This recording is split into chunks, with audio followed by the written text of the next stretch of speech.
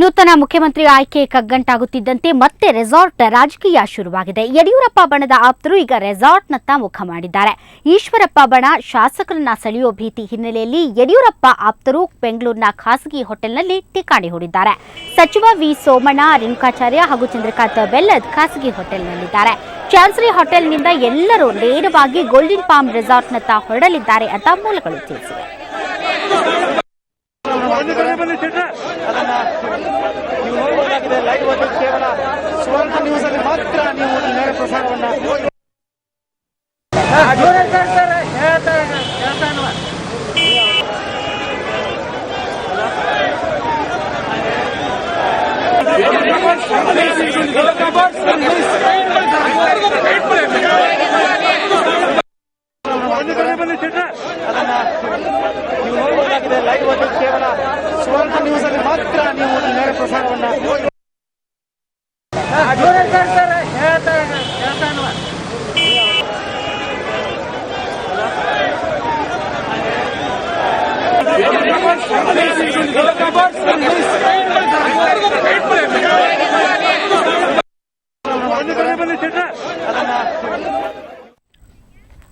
ನಾನು ಮುಖ್ಯಮಂತ್ರಿ ಸ್ಥಾನದ ಆಕಾಂಕ್ಷಿಯಲ್ಲ ಅಂತ ಬಿಜೆಪಿ ರಾಜ್ಯಾಧ್ಯಕ್ಷ ಈಶ್ವರಪ್ಪ ಸ್ಪಷ್ಟಪಡಿಸಿದ್ದಾರೆ. ಅಶೋಕ ಹೋಟೆಲ್ಗೆ ಭೇಟಿ ನೀಡಿದ ವೇಳೆ ಸುದ್ದಿಗಾರರ ಜತೆ ಮಾತನಾಡಿದ ಈಶ್ವರಪ್ಪ, ಬಿಜೆಪಿ ರಾಜ್ಯಾಧ್ಯಕ್ಷನಾಗಿಯೇ ಮುಂದುವರಿಯುತ್ತೇನೆ, ಪಕ್ಷ ಸಂಘಟನೆಗೆ ನನ್ನ ಆದ್ಯತೆ ಅಂದ್ರು. ನಾನು ಪಕ್ಷದ ಭಾರತೀಯ ಜನತಾ ಪಾರ್ಟಿ ರಾಜ್ಯದ ಅಧ್ಯಕ್ಷನಾಗಿದ್ದೇನೆ. ಭಾರತೀಯ ಜನತಾ ಪಕ್ಷದ ರಾಜ್ಯ ಅಧ್ಯಕ್ಷನಾಗಿ ಇರೋದು 3 ವರ್ಷದ ಒಂದು ಟರ್ಮು.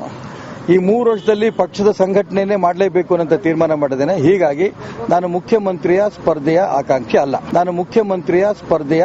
ಅಲ್ಲ. ಭಾರತೀಯ ಜನತಾ ಪಾರ್ಟಿಯಲ್ಲಿ ನಾವಿರೋದು 121 ಜನ ಶಾಸಕರು. 121 ಜನ ಶಾಸಕರಲ್ಲಿ ಅನೇಕರಿಗೆ ಅನೇಕ ಅಭಿಪ್ರಾಯಗಳಿರುತ್ತೆ. ನಾನು ಇಂಥವ್ರು ಮುಖ್ಯಮಂತ್ರಿ ಆದ್ರೆ ಒಳ್ಳೇದು, ಇಂಥವ್ರು ಮುಖ್ಯಮಂತ್ರಿ ಆಗೋದು ಒಳ್ಳೇದು ಅನ್ನೋ ಯೋಚನೆ ಇದೆಯಲ್ಲ, ಅದು ನಿಜಕ್ಕೂ ಅದಕ್ಕೆ ಮಹತ್ವ ಇದೆ. ರಾಜ್ಯದ ಹಿತದೃಷ್ಟಿಯಿಂದ, ಪಕ್ಷದ ಸಂಘಟನೆ ಹಿತದೃಷ್ಟಿಯಿಂದ ಯಾರು ಆದ್ರೂ ಒಳ್ಳೇದು ಅನ್ನೋ ಚಿಂತನೆಗಳು ನಡೆದೇ ಇದ್ದವು. ಇದು ಬಣ ಅಂತ ಯೋಚನೆ ದಯವಿಟ್ಟು ಮಾಡಬಾರ್ದು. ಈ ಮುಖ್ಯಮಂತ್ರಿ ಸ್ಥಾನದ ಆಯ್ಕೆಗೆ ಇಡೀ ನಮ್ಮ ಎಲ್ಲ ಶಾಸಕರು ಅವರ ಅಭಿಪ್ರಾಯವನ್ನ, ಪಕ್ಷದ ಎಲ್ಲ ಪದಾಧಿಕಾರಿಗಳು, ಹಿತೈಷಿಗಳು ಅವರ ಅಭಿಪ್ರಾಯಗಳನ್ನ ಸಂಗ್ರಹ ಮಾಡ್ತಾ ಇದ್ದಾರೆ. ಇಂಥ ಸಂದರ್ಭದಲ್ಲಿ ನಾಳೆ 3ನೇ ತಾರೀಕು ಬಂದಂತ ಸಂದರ್ಭದಲ್ಲಿ ನಮ್ಮ ರಾಷ್ಟ್ರೀಯ ನಾಯಕರುಗಳ ಜೊತೆ ಕೂತು ಚರ್ಚೆ ಮಾಡಿ ನಮ್ಮ ನಾಯಕನ ಆಯ್ಕೆನ ಮಾಡ್ತೇವೆ. ಇನ್ನು ಜಗದೀಶ್ ಶೆಟ್ಟರ್, ನಾನು ಮುಖ್ಯಮಂತ್ರಿ ಸ್ಥಾನದ ಆಕಾಂಕ್ಷಿ, ನನಗೂ ಹಲವು ಶಾಸಕರ ಬೆಂಬಲ ಇದೆ ಅಂದಿದ್ದಾರೆ. ಎಲ್ಲಾ ಶಾಸಕರು ವರಿಷ್ಠರಿಗೆ ತಮ್ಮ ಅಭಿಪ್ರಾಯ ತಿಳಿಸಿದ್ದಾರೆ. ಮುಂದಿನ ನಿರ್ಧಾರ ವರಿಷ್ಠರಿಗೆ ಬಿಟ್ಟಿದ್ದು, ಹೈಕಮಾಂಡ್ ತೆಗೆದುಕೊಳ್ಳೋ ತೀರ್ಮಾನಕ್ಕೆ ನಾನು ಬದ್ಧ ಅಂದ್ರು.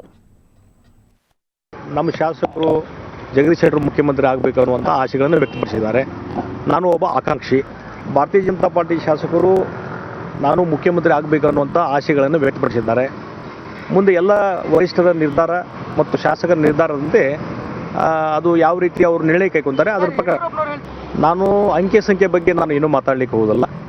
ನಮ್ಮ ವರಿಷ್ಠರು ಮತ್ತು ನಮ್ಮ ಶಾಸಕರು ಆಗಸ್ಟ್ 3ನೇ ತಾರೀಕಿಗೆ ಯಾವ ಒಂದು ನಿರ್ಣಯವನ್ನು ಕೊಡ್ತಾರೆ ಅದ್ರ ಪ್ರಕಾರ ನಾನು ನಡ್ಕೊತೀನಿ. ಆಗಸ್ಟ್ 3ನೇ ತಾರೀಕಿಗೆ ಭಾರತೀಯ ಜನತಾ ಪಾರ್ಟಿ ಶಾಸಕ ಪಕ್ಷದ ನಾಯಕನ ಆಯ್ಕೆ ಆಗ್ತದೆ. ಈಗಾಗಲೇ ವರಿಷ್ಠರು ನಿರ್ಧಾರ ಮಾಡಿದ್ದಾರೆ.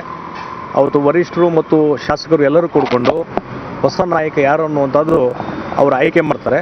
ಅವತ್ತು ಅಂತಿಮವಾಗಿ ನೂತನ ನಾಯಕನ ಆಯ್ಕೆ ಸಂಬಂಧ ರಾಜ್ಯ ಬಿಜೆಪಿಯಲ್ಲಿ ಉಂಟಾಗಿರೋ ಬಿಕ್ಕಟ್ಟಿನ ಬಗ್ಗೆ ಪಕ್ಷದ ಎಲ್ಲಾ ಶಾಸಕರೊಂದಿಗೆ ಚರ್ಚಿಸಲಾಗಿದೆ ಅಂತ ಬಿಜೆಪಿ ನಾಯಕ ಅರುಣ್ ಜೇಟ್ಲಿ ಹೇಳಿದ್ದಾರೆ. ನವದೆಹಲಿಯಲ್ಲಿ ಮಾತನಾಡಿದ ಜೇಟ್ಲಿ, ಈಗಾಗಲೇ ಪಕ್ಷದ 118 ಶಾಸಕರು, ಸಂಸದರೊಂದಿಗೆ ಚರ್ಚಿಸಲಾಗಿದೆ ಎಂದರು. ನೂತನ ನಾಯಕನ ಆಯ್ಕೆಯಲ್ಲಿ ಮಾಜಿ ಸಿಎಂ ಯಡಿಯೂರಪ್ಪ ತಮ್ಮ ಸಲಹೆ ನೀಡಿದ್ದಾರೆ.